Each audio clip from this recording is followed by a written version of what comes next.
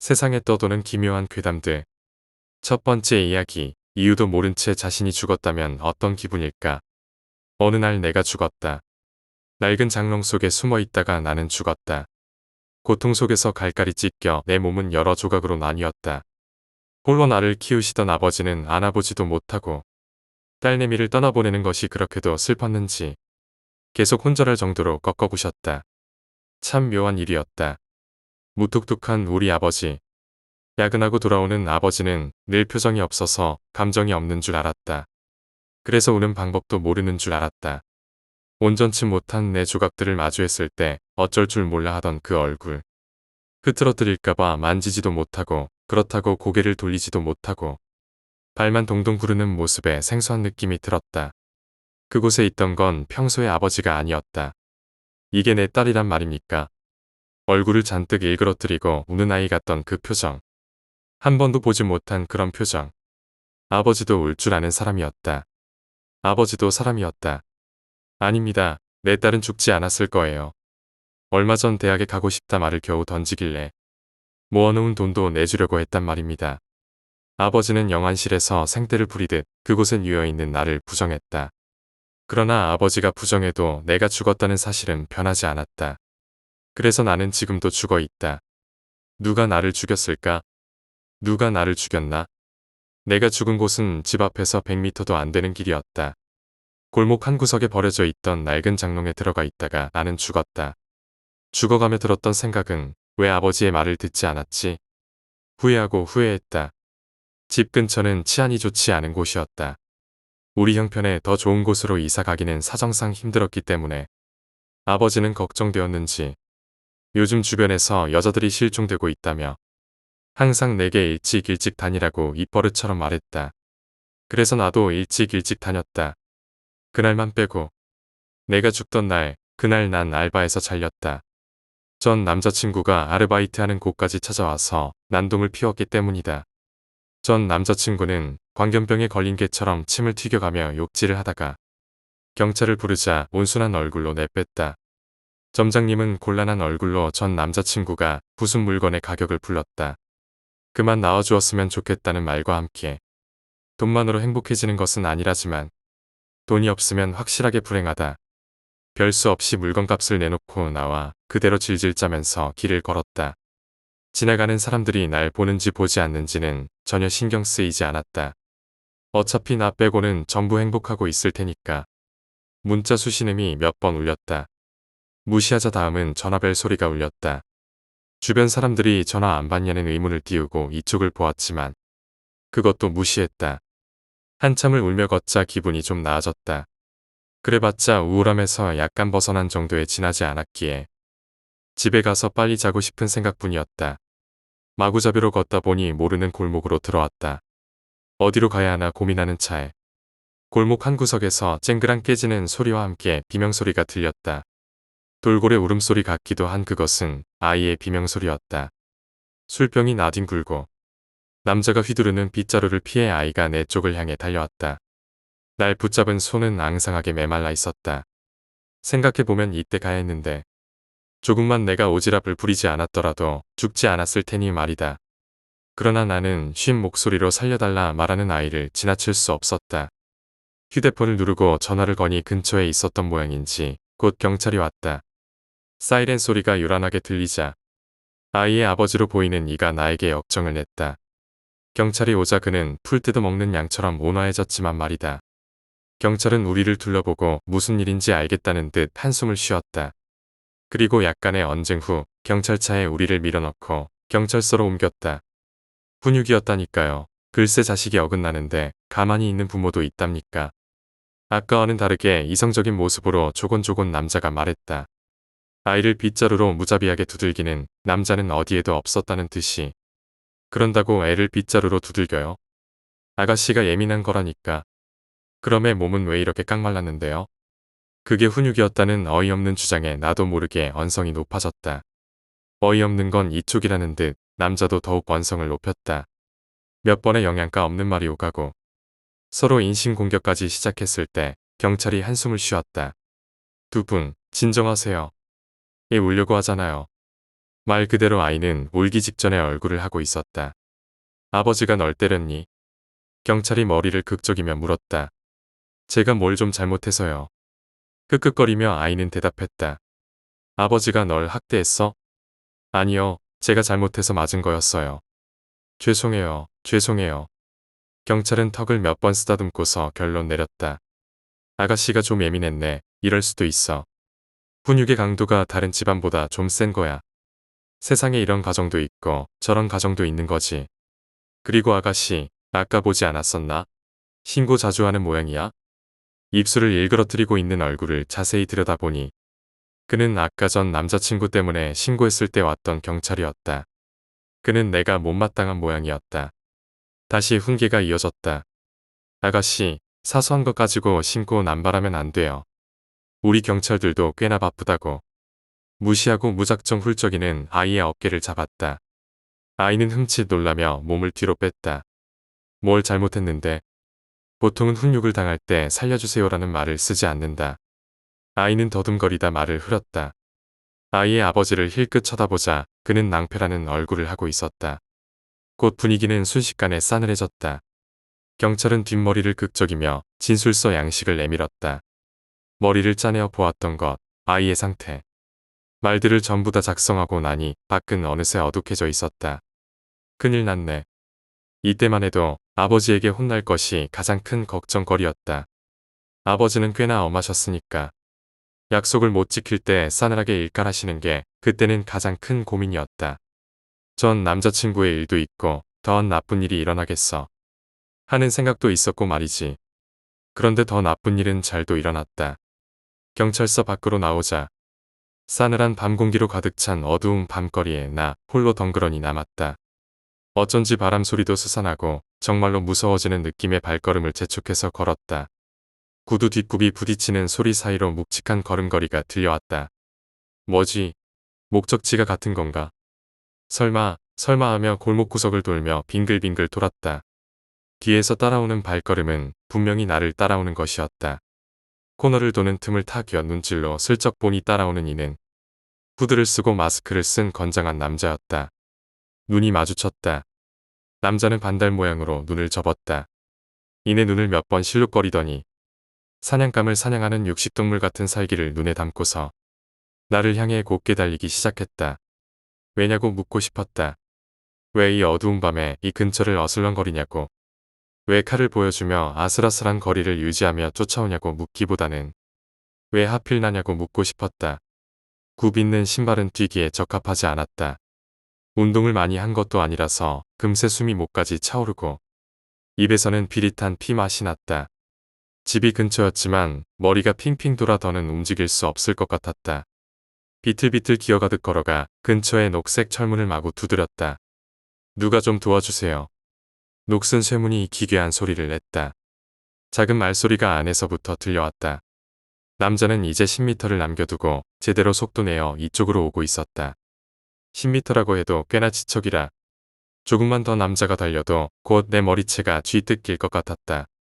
그래도 이 집에 사람이 날 도와준다면, 최소한 경찰에 신고라도 해준다면. 녹슨 쇠의 마찰음이 들리고 문이 조금 열렸다. 쫓아오던 남자는 놀랐는지 그 자리에 멈춰서 더 이상 움직이지 않았다. 누구요?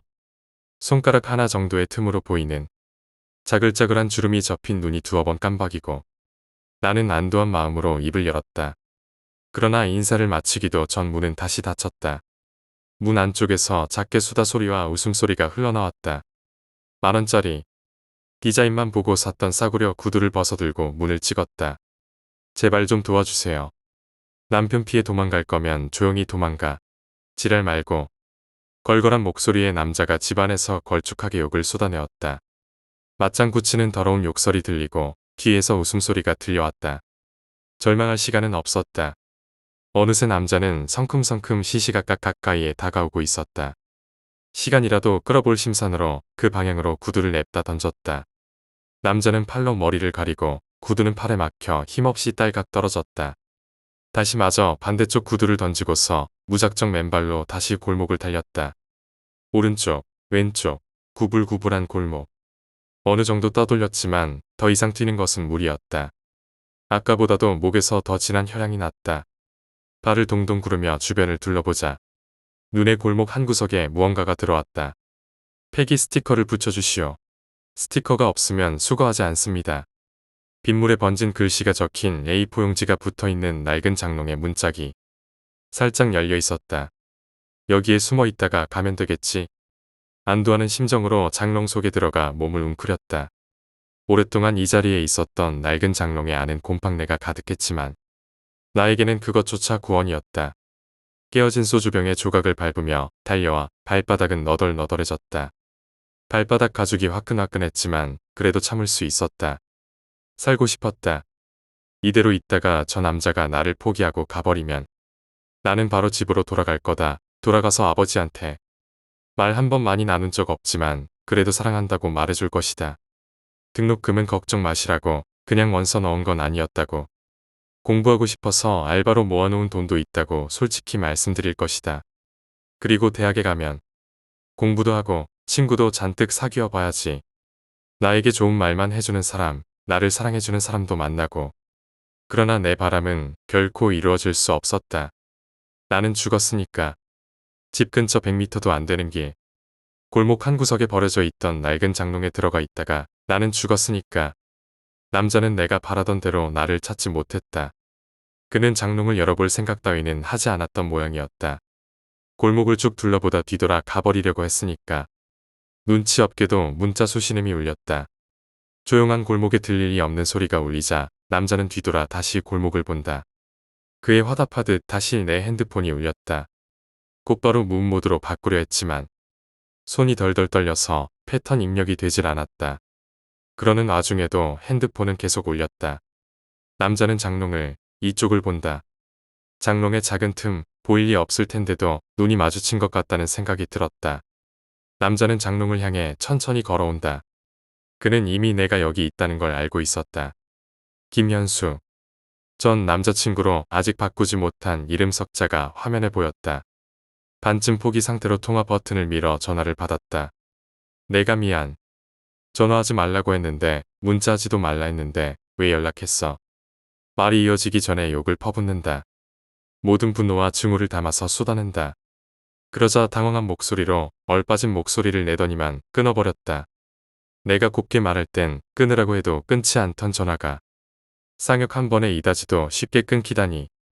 어이가 없다 못해 허무했다. 진작 이랬어야 했는데. 강하게, 단호하게 다 차단해버리고 다시는 나에게 들러붙지 못하도록 그랬어야 했는데. 진작 그랬다면 이런 일은 없지 않았을까? 후회는 언제나 늦는다. 낡은 장롱문이 열렸다. 남자는 웃는 얼굴인지 화내는 얼굴인지 모를 얼굴로 나를 내려다보았다. 손에서 핸드폰이 미끄러지고 나는 겁에 질려 남자의 자비를 기대한다. 남자는 자비 대신 칼을 들어 올린다. 흐릿한 가로등 빛이 반사되어 칼은 시퍼렇게 빛났다. 누가 나를 죽였나? 미안해, 나영아 미안해. 꺽꺽거리며 아버지가 두 번째로 우셨다. 경찰은 범인을 잡아내지 못했다. 목격자 진술도 살해당한 여자나 살인범이나 그런 사람은 못 봤다고 하고 마지막 통화한 사람도 단순한 전 애인이었을 뿐 건져낼 건 아무것도 없었단다.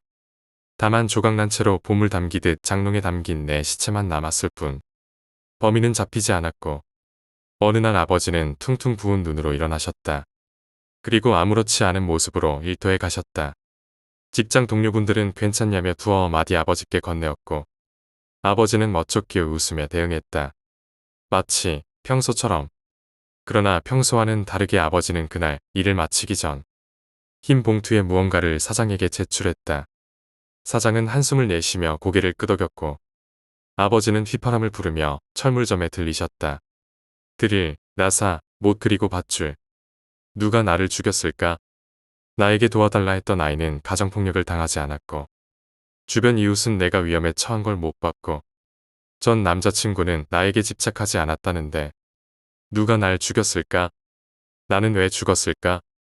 혹시 날 죽인 건 나였을까? 나도 모르게 죽고 싶어서 죽는 행동이라도 했던 걸까? 그렇지만 난 죽고 싶지 않았는데 살고 싶었는데 대학에도 들어가 보고 싶었고 공부도 하고 싶었는데 왜 나는 죽었어? 아버지, 당신은 알아요. 그러나 내 질문에 아버지는 아무 말도 하지 않으셨다. 그저 나뒹구는 의자 위에 대롱대롱 매달려 바람 부는 대로 흔들리고 계실 뿐이었다. 괴로워. 나 좀 죽여줘. 다시 한 번 더 죽여줘. 영원히 이 사실을 모르도록. 눈 감고 귀 닫고 모른 척할래. 그러지 않으면 마음이 너무 아파. 아빠가 언젠가 그런 말 한 적이 있었잖아. 스스로를 죽인 사람은 죽어서 다른 사람들이랑 다른 곳에 간다며. 날 보고 싶었으면 그러지 말았어야지. 나 너무 외로워. 다 컸다고 생각했는데 나는 아직 아빠의 어린 딸이었나 봐. 울고 싶어. 도망가고 싶어. 아빠 제발 나를 달래줘. 어릴 적 그랬듯이. 괴로운 건 칼에 몸이 갈갈이 찢기면서 다 겪었다고 생각했는데 어째서인지 너무너무 괴로워. 도대체 누가 나를 죽였어? 두 번째 이야기, 할머니의 꿈. 제가 어렸을 때 꿈꾼 이야기입니다. 저희 할머니는 저 학생 때 돌아가셨어요.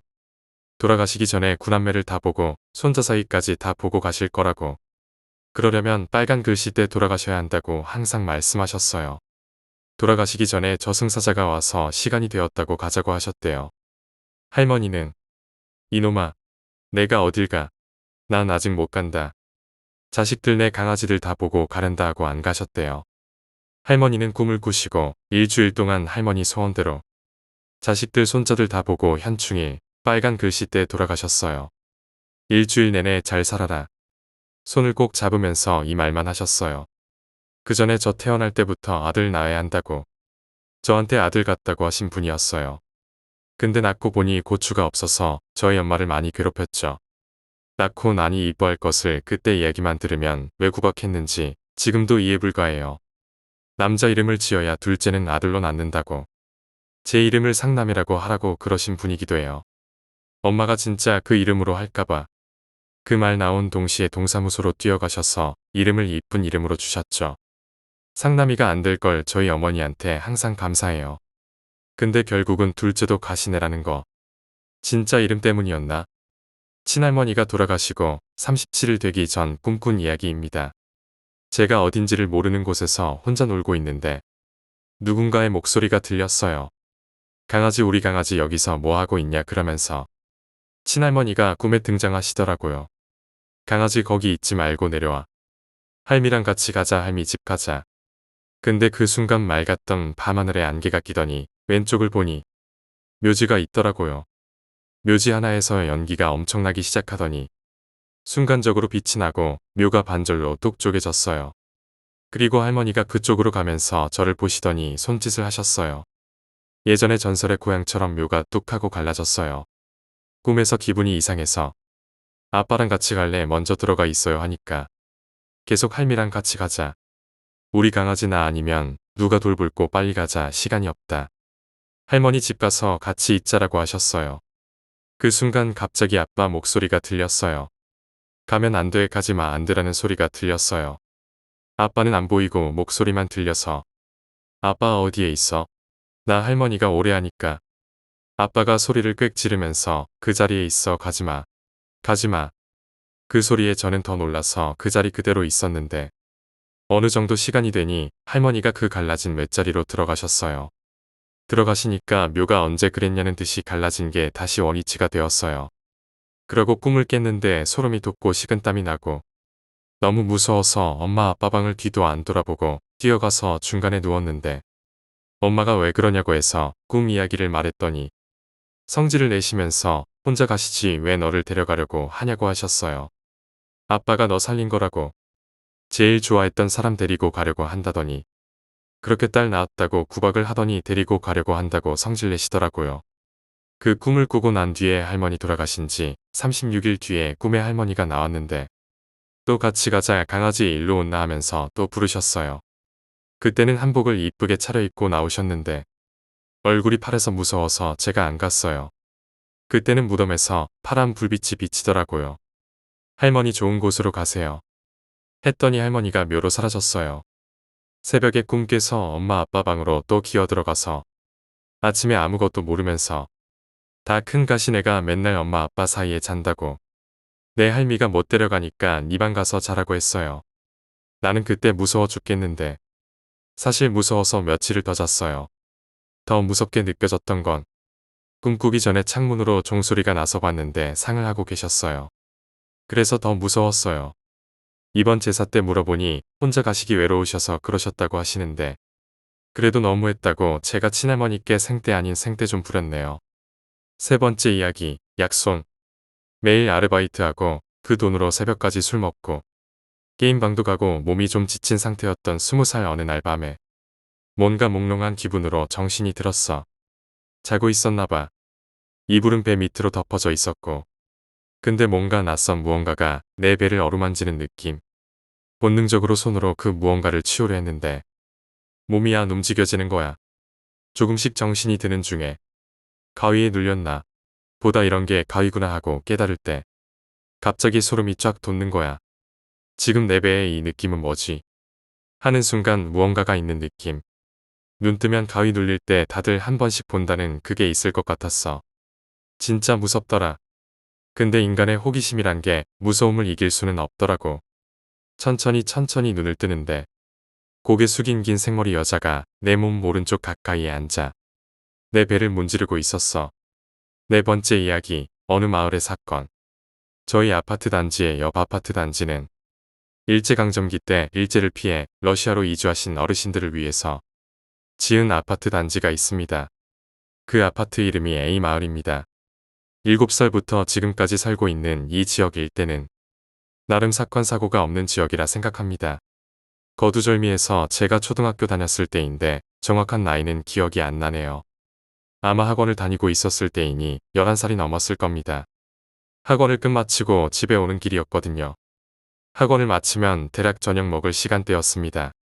대략 7시 정도요. 그때가 겨울쯤이라서 금방 깜깜해졌습니다. 고향마을 아파트 단지는 정말 어두웠어요.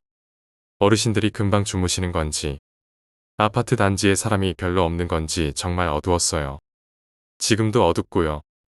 잡소리가 너무 길었네요. 원래는 고향마을을 가로질러서 집에 가지 않았어요. 산책로로 집에 갔었어요. 근데 그날에 뭘 잘못 먹었는지 똥이 마려웠어요. 어릴 때 집 말고 다른 곳에서 똥을 안 싸는 병신 같은 생각을 가지고 있어서 어떻게든 참고 집을 가야겠다는 생각을 했죠. 학원이 끝나자마자 뛰지는 못하지만 빠른 걸음으로 상가를 가로질러서 고향마을의 입구에 다다랐습니다. 정말 무서워서 산책로로 갈까 말까 했는데 참지 못하고 고향마을을 가로질러서 갔었죠. 고향마을 중간쯤 지나칠 때 아파트 입구 불이 탁 켜지는 거예요. 주황빛으로 그 아파트 입구 보면 사람 지나가면 불 켜지는 거 있잖아요. 그게 탁 켜지는데 어떤 사람이 무언가를 질질 끌고 나오더라고요.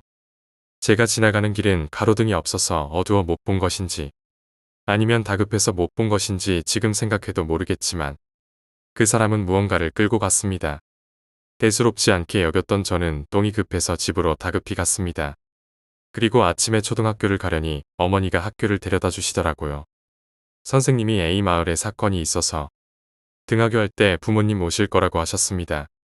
그리고 전 나중에 어머니한테 그날 겪은 일을 말씀드렸더니 방학 때 집에 있지 않고 할머니가 사셨던 곳에 내려가게 되었습니다. 나중에 알게 된 일인데 그 살인사건의 살인자가 러시아 사람이었다고 합니다. 이주 어르신들 모시고 올 때 자식이라고 속이고 같이 들어온 러시아 사람인데 그 사실을 알게 된 피해자가 경찰에 알리려 하니까 살인을 저질렀다고 들었습니다. 다섯 번째 이야기, 살면서 봤던 귀신들. 꿈에서 봤던 귀신까지 하면 엄청 많아지겠지만 현실에서 본 귀신은 둘이다. 처음 본 귀신은 명절을 맞아 시골에 내려갔을 때였다. 나이는 아마 중학생 때였을 거야. 명절만 되면 사촌들과 모여서 노는 게 가장 즐거운 일이지만 그날은 그렇지 못했지. 명절 전 형과 다툼이 있었고 형의 주도로 가장 나이가 어렸던 난 손쉽게 따돌림을 당했어. 기분이 쿵해 있자 엄마가 와서 물었고 나는 자초지종을 말했지만 곧이어 내 행동이 멍청한 짓임을 느꼈지. 그에 당연하게도 같이 사이좋게 놀라고 엄마는 형과 사촌을 불러 말했지.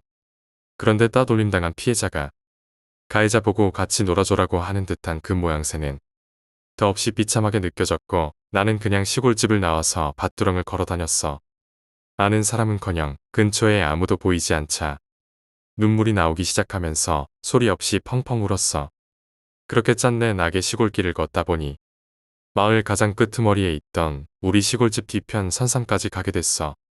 그 아래엔 꽤나 큰 저수지가 있었는데 발도 아파서 저수지 둔덕에 늘어선 바위에 걸터 앉았어. 해도 저물어가고 있었지만 딱히 밤이 두렵진 않았어. 눈가에 눈물도 마르고 나니 마음은 한없이 차갑게 가라앉아 있었거든. 그렇게 멍하니 저수지를 바라보다가 고개를 들어서 산 쪽으로 시선을 옮겼을 때 나는 더 이상 몸을 움직일 수가 없었어. 가위에 눌린다는 게 어떤 건지 그때 난 처음 알았어. 차에 치여 몸이 움직이지 않았을 때도 얼마든지 당장이라도 일어날 수 있을 것만 같은 의지가 있었거든. 하지만 이번엔 되려 의지가 치여 날아가고 몸뚱이만 남은 기분이었어. 온몸에 피가 쫙 빠져나가는 기분에 식은땀이 나고 제발 정신을 잃고 싶은 기분이었어. 저수지 건너편엔 새하얀 옷을 입은 여자가 있었어. 내가 서 있다고 표현하지 않은 이유는 그 여자가 떠 있었기 때문이야. 보이지 않는 높이의 나무 사이로 그 여자는 그렇게 있었어. 꽤나 험해 보이는 산새의 얇고 치렁치렁한 흰옷이 너무나 비현실적이어서 더더욱 날 두렵게 했어. 날도 어둑어둑해지고 조금은 음영진 장소였지만 그 모습만은 또렷하게 보였어. 그나마 마음의 위안이 되는 건 저수지 사이의 거리가 꽤나 멀었다는 거야. 나는 후들거리는 다리를 부여잡고 그 여자에게서 시선을 고정한 채 조금씩 뒷걸음을 쳤어. 저수지 둔덕의 경사를 따라 뒷걸음을 치자 조금씩 그 여자의 모습은 시야에서 사라져갔고 그 여자는 다행히 움직이지 않았어. 나는 그 길로 미친 듯이 시골집으로 달려갔어. 우울하던 기분이나 분노로 얼룩진 모든 기분들마저 날아가고 마음엔 두려움과 공포뿐이었어. 어느새 해는 저물고 어둑어둑한 길을 달리는데 도저히 뒤를 돌아볼 생각이 들지 않더라. 그리고 시골집에 어찌어찌 가서 밥 맛있게 먹고 잘 잤어. 두 번째 봤던 귀신은 고등학생 때였어. 지금 기준 30년 정도 된 아파트인데 베란다도 금이 가고해서 지금은 새로 지은 아파트로 이사를 왔어. 그 당시에도 어느 정도 노후된 아파트인데다 아파트가 산 중턱에 자리 잡고 있었거든. 밤이면 누군가 버린 고양이들이 산에서 영역 다툼을 하느라 언제나 소란스러웠어. 아파트 산책로를 걷고 있으면 산에서 내려온 고양이가 후다닥 앞을 지나치곤 했지.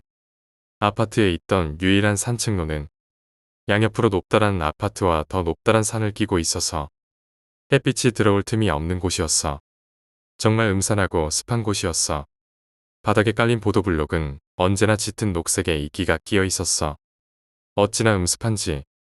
산책로 옆 아파트 블록 아래 더욱더 습기 찬 그곳에서 난 뱀의 허물을 발견하기도 했어. 비가 오고 나면 산책로 옆 뒷산에서 물이 흘러나와 산책로에 작은 웅덩이와 개울이 생기기도 했어. 그 물에선 곧잘 무단개구리와 두꺼비가 튀어나오곤 했지. 지금 생각해보면 그 아파트는 자연이란 인간이 살기에 얼마나 가혹한 곳인가를 작게나마 느끼게 해주는 곳이었어. 손바닥 두 개를 합친 것만큼의 크기를 가진 나비와 나방이 여기저기서 출몰했고 지하주차장에선 황소개구리가 폴짝거렸고 이따금 차에 깔려 나에게 끔찍한 트라우마가 되기도 했어. 게다가 고양이는 어찌나 많은지 엄마 심부름으로 초록색 컨테이너 위로 종량제 봉투를 던지면 그 안에서 대여섯 마리의 고양이들이 부다닥 바깥으로 튀어나왔어. 밤이면 어둑한 그곳에서 검은 실루엣들이 튀어나오는 그 모습은 여간 사람 놀래는 게 아니야. 그렇게 고양이가 많은 만큼 차에 치이는 고양이들도 많았지. 고어물이 아니니 그건 여기서 그만 줄이고 집은 어땠냐 하면 불개미는 친구였어.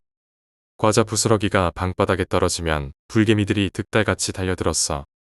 바퀴벌레도 이따금 보이고 바퀴벌레를 많이 봤다고 해서 지금 내가 바퀴벌레의 면역이 있다거나 하지도 않더라. 보일러실엔 꼽등이가 곱등하고 튀어나왔고 뭐 그런 건 일반 가정집의 일상 다반사잖아. 더욱 쇼킹한 건 지네도 집에서 나왔다는 거야. 옛날 전래동화를 보면 어떤 아낙이 잠을 자다가 죽었는데 거대한 지네가 이불 밖으로 기어 나오더라 그런 이야기 많잖아. 그 말 정말 틀린 거 하나 없더라. 틀린 거라면 지네가 물어서 내가 죽진 않았다는 거. 지네란 놈은 두 개의 이빨로 엄청 빠르게 보이지 않는 속도로 피부를 톡 찌르고 도망을 치는데 또 그 크기가 작은 것도 아니야. 대략 20cm 내외 되는데 물린 곳은 작게 붓고 진물이 나오고 그러더라. 이야기가 좀 샜는데 사실 산책로든 뭐든 중요한 건 뭐 그런 게 아니야. 그냥 환경이 그렇다는 거지. 환경하니까 뒷산엔 공동묘지도 있었어. 딱 아파트 방향으로 수많은 묘들이 늘어서 있었지. 뒷산을 산책했을 때 그 묘지를 발견했는데 이따금 사람 손을 탄 듯한 그 공동묘지는 간혹가다 동물들이 파헤쳐 놓은 듯한 잔해와 상처가 보이기도 하는 게 조금은 섬뜩한 광경이었어. 그러고 보니 아파트 가까운 곳엔 폐가가 있었는데 그쪽 길로에서 집에 간 적도 많았는데 제법 큰 그 폐가 안에서 고양이 울음소리를 듣기도 했어. 멀리서 보니 검은 고양이가 새끼를 치고 있었어.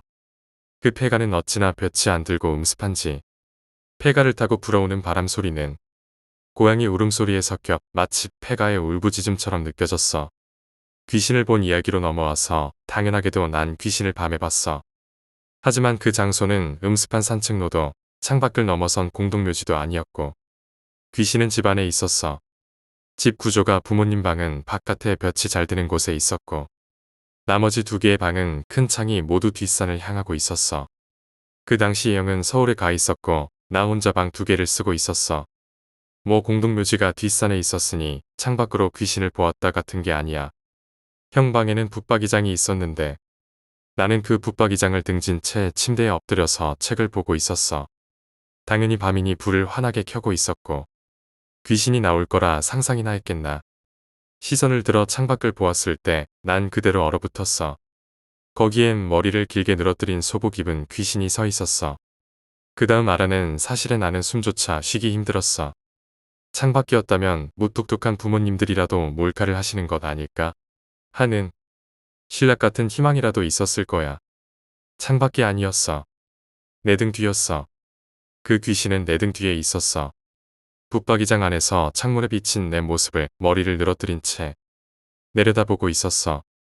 40cm 정도 떨어진 그 거리에 귀신이 존재했어.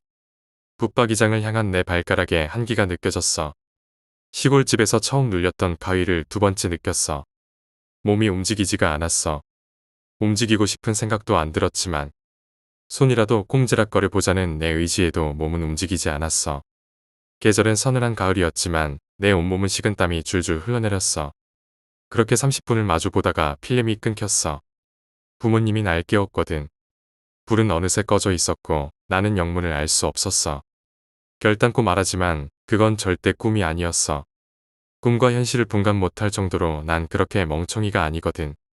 그렇게 긴장되는 순간에 부릅뜬 안구를 쓰라리게 만들었던 감각과 맨정신에 볼 수 없어 오른팔에 피부를 파고들었던 내 손톱의 감각들. 모든 게 생생했어. 그걸 증명이라도 하듯이 내 오른팔엔 얇게 벗겨진 피부와 거뭇하게 든 피멍이 있었어. 창밖으로 아침 새소리를 들으며 그렇게 등 뒤를 돌아보았지만 당연하게도 귀신은 더 이상 없었어. 그 이후로 난 형 방에서 더 이상 잠을 자거나 하지 못했지. 군대를 다녀오고 이사를 갈 때까지. 덧붙이자면 옛날 우리 집은 4층이었어. 하도 옛날 건물이라 F층이라고 적혀있지도 않고 정확하게 사라고 적힌 건물이었지. 6번째 이야기, 악마의 거래. 한 남자가 악마를 소환했다. 그리고 소환된 악마에게 거래를 제안했다. 거래 내용은 수명과 돈의 교환. 악마는 흔쾌히 웃으며 남자의 제안을 수락했다. 단 5분. 자신의 수명 5분을 판 것만으로 남자는 어마어마한 돈을 손에 넣었다. 남자는 기뻐 날뛰며 돈을 흥청망청 써댔다. 하루 온종일 돈을 부리며 돌아다녔지만 남자에겐 아직도 많은 돈이 남아있었다. 돈이 떨어져도 상관없지. 또 그 녀석을 불러내서 5분을 팔면 되니까. 남자는 내일은 무엇을 하면 옳지 선택지를 꼽아보며 걸었다. 잔뜩 취한 남자의 발걸음은 이리저리 비틀거렸다. 남자는 차에 치였다. 즉사였다. 죽은 남자는 악마와 거래를 했다는 이유로 악마의 앞으로 보내졌다. 악마는 만면에 미소를 띤 채 남자를 맞이했다. 이 거짓말쟁이 나를 속였구나. 악마는 남자의 비난에 반문했다. 저는 당신을 속인 적이 없습니다. 웃기지 마. 차가 달려들 때 내 몸이 움직이지 않았어. 내가 수작을 부린 거잖아. 악마는 미소를 지우지 않은 채 대답했다. 그렇습니다. 하지만 그건 어디까지나 계약 내용의 일입니다. 제가 당신의 5분을 언제 어디에서 가져가겠다고는 한마디도 하지 않았으니까요. 7번째 이야기, 2층 침대. 때는 중학교 3학년 때였습니다. 중2병을 지나 이제 곧 있으면 고등학생이 된다는 묘한 설렘을 안고 어른스러운 고등학생이 되기 전에 중학생만의 병맛을 추억하고 싶어서 저는 친구들과 생애 첫 지방 여행을 계획하게 되었고 우리들의 이 비글미를 감당할 수 있는 여행 코스가 뭐가 있을까 생각하다가 스키장이 떠올랐습니다. 그리하여 큰 마음 먹고 무주 리조트로 행선지를 정하게 되었습니다. 여행 당일 저와 친구들 6명은 흥겹게 고추 파티하며 오전 오후 스키를 즐겼고 그 후 리조트로 복귀하여 거실에서 대망의 알코올 파티를 벌이게 되었습니다. 아참 리조트 내부는 거실, 방 2개 화장실 이렇게 구성되어 있었고 방 1은 안방 스타일로 더블베드가 있었고 방 2에는 2층 침대가 놓여 있었습니다. 당시 고추들과 부대껴 자기는 싫어서 2층 침대를 눈독 들이고 있었고 적당히가 아닌 상당히 과음을 한 상태에서 살고자 하는 마음에 슬며시 거실에서 나와서 자연스럽게 2층 침대 중 1층 침대에 살포시 누워서 영역 표시를 하였습니다. 아무튼 그 후 정신없이 골아떨어졌었는데 어느 순간 방문 열리는 소리와 함께 인기척이 느껴져 살짝 잠이 깬 상태였습니다. 눈은 못 뜨고 술 기운에 정신을 못 차리고 있는 와중에 침대 사다리에서 누군가 올라가는 소리가 들렸고 당연히 친구 중 한 명이라고 생각하고 다시 잠기운에 빠져 잠들었습니다. 그리고 얼마가 지났을까? 심한 갈증을 느끼며 잠에서 살짝 깨어나게 되었는데 몸은 상당히 무겁고 눈은 안 떠지고 정말 갈증 나 미쳐버리겠더라고요. 그래서 손을 밖으로 뻗어서 친구 머리카락을 잡아당기며 나 물 좀 헬프 요청을 했던 것 같습니다. 근데 그렇게 머리카락을 잡아당기고 칭얼칭얼 댔는데 친구는 대답이 없었습니다. 속으로 나쁜 놈, 썩을 놈, 매정한 놈, 온갖 욕을 퍼붓다가 결국 지쳐서 다시 잠들었습니다. 그 후 시간이 지나서 아침이 되었고 눈을 뜨고 나서 그 매정한 놈이 어떤 놈인지 보려고 침대 위를 살펴봤는데 웬걸 누군가 누웠던 흔적도 없이 마치 처음 봤던 그대로 흐트러짐 없이 침대 침구류가 놓여 있었습니다. 순간 섬뜩했지만 일단 방 밖으로 나와 시체처럼 널브러진 친구 놈들을 보며 하나둘 깨어가며 어제 2층 침대에서 누가 잤는지 물어봤습니다. 그런데 애들 말로는 어제 그 방에 들어간 사람은 없고 안방에 2명 들어가서 잤고 나머지는 새벽까지 놀다가 거실에서 잤다고 하더라고요. 제가 거짓말 치지 말라며 장난 좀 적당히 치라고 정색하면서 이야기하자 친구들이 너야말로 장난치지 말라며 거기 진짜 아무도 안 들어갔다고 오히려 제가 거짓말 친다고 괜히 무서운 이야기하고 싶어서 지어내는 거라며 아무튼 이래저래 마무리하고 집으로 돌아가게 되었습니다. 돌아가는 길에 친구들과 이런저런 이야기하다가 친구 중 한 명이 문득 저한테 한 말이 아직도 안 잊히네요. 그런데 아까 2층 침대에서 딴 걸 다 양보해서 우리 중 한 명이 그 방에 들어갔다고 쳐도 너 새벽에 잠깐 깨서 2층 침대에서 손 뻗어서 머리카락 잡아당겼다고 했지. 근데 애초에 네가 손을 뻗어서 2층 침대 머리맡까지 손이 닿을 수도 없고 우리 다 두발 제한 때문에 머리가 짧은데 어떻게 머리카락을 잡아당겼어?